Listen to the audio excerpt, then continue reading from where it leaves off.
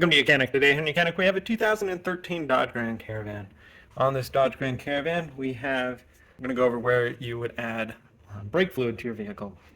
When the door's unlocked, you'll be able to open it, and then you'll see right down here, this is where you grab to be able to pop the hood release lever.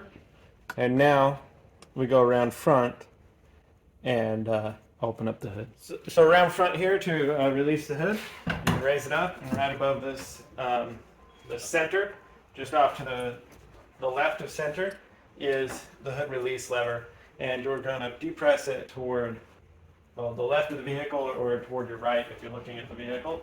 And we just press that way, and then that way. It unlocks the secondary safety, and now just hold up the hood.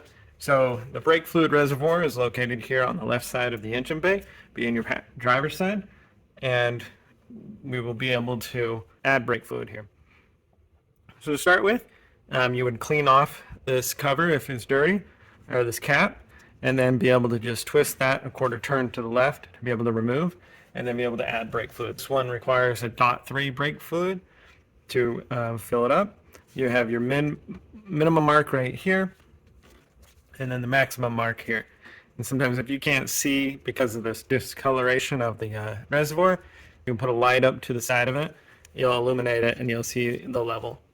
And so we just put some good .3 brake fluid in there, and then be able to make sure that we put this cap on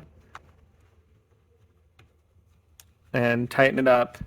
It's always, we don't want debris in there, and we also do not want moisture to be in with our brake fluid. It will cause your brakes not to work properly. Thanks for watching YOUCANIC, where you can be the mechanic.